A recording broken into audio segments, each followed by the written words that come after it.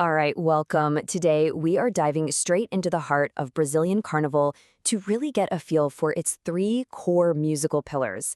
We're going to go way beyond the party to uncover the history, the identity, and the very soul of this massive celebration.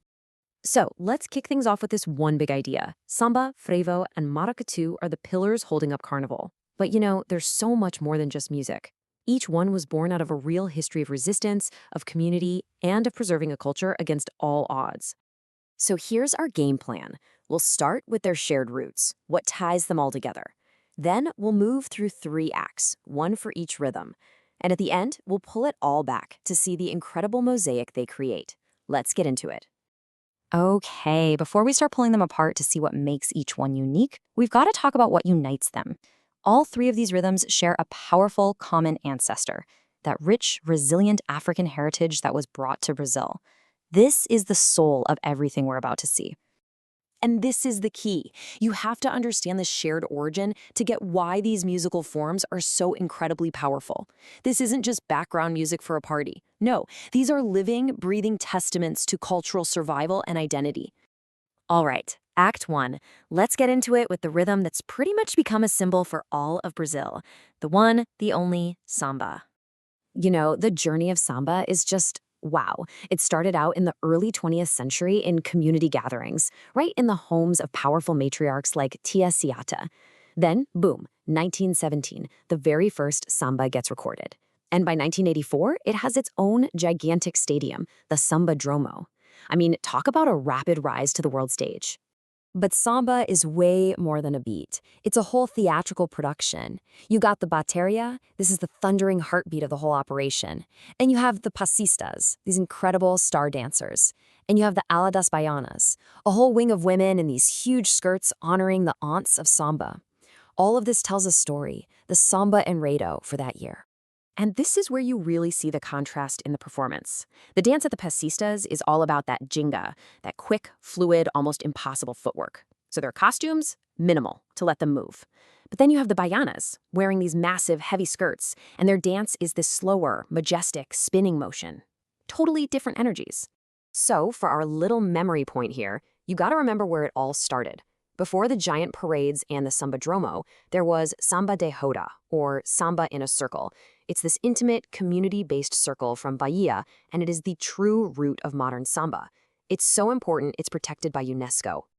All right, time for Act 2. Brace yourselves, because we're heading northeast to the state of Pernambuco to feel the absolutely explosive, frenetic energy of Frevo. I love this story.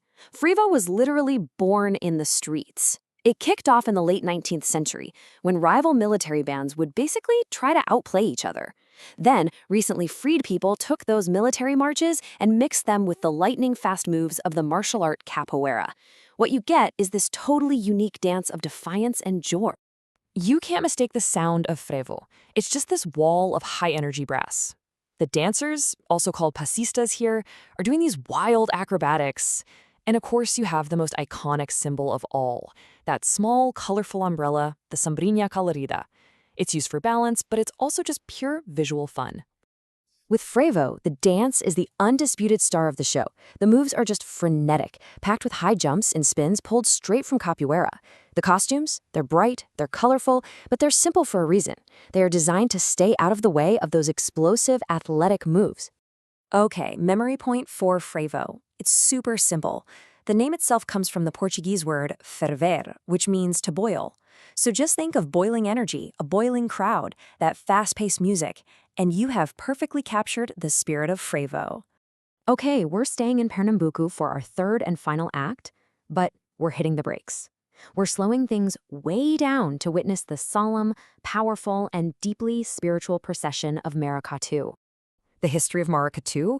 Well, it's all about royalty and deep reverence. It started back in the colonial period. It was a way for enslaved Africans to perform coronation ceremonies for their own Congo kings and queens. Think about that. A profound act of cultural preservation and resistance, right there on Brazilian soil. So what does it sound like? It's all about that deep, thunderous boom from the alfaias, these huge bass drums. A sharp metal bell, the gungue, cuts through to keep time, but the spiritual center of the procession is the kalunga, a sacred doll that represents the ancestors. And then in Maracatu Rural, you have this incredible warrior figure, the caboclo de lança. Now this is a huge switch from Frevo. Here, the costumes are the story. For Maracatu Nação, the dance is the slow, majestic procession, and the outfits literally recreate an entire royal African court. In Maracatu Rural, the dance is more warrior-like, performed by that dazzling, imposing figure of the caboclo de lança. And for our final memory point, we have to talk about the most sacred element of all, the kalunga. This is not just a doll. It embodies the group's spiritual protection, its direct line to its ancestors. And it's treated with so much reverence that during the entire procession, it must never, ever touch the ground. And this slide just nails the difference, right? Even though they're from the same state. Frevo explodes outwards. It's frenetic, acrobatic, individual. Maracatu Nação, on the other hand, moves inwards. It's solemn, it's majestic, and it's a deeply collective and ritualistic procession.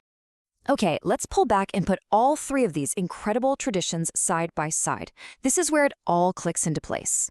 So just look at this breakdown. It's so clear, right? Even with those shared African roots, each rhythm developed this powerful identity tied to its home. Samba in Rio, driven by that massive percussion. Frevo in Pernambuco, all about high-energy brass. And Maracatu, also from Pernambuco, defined by those deep, heavy ancestral drums. So what's the big takeaway here? It's that these aren't just genres of music you hear at a party. They are powerful narratives of cultural identity. Each one tells a different, absolutely vital chapter in the Brazilian story of resistance, community, and of course celebration. And that leaves us with one big question to think about. Preserving these traditions, it's about more than just recording the music. It means protecting the history and empowering the communities that created and continue to sustain them. So how do we make sure that legacy thrives? That's the question for all of us. Thanks for joining me.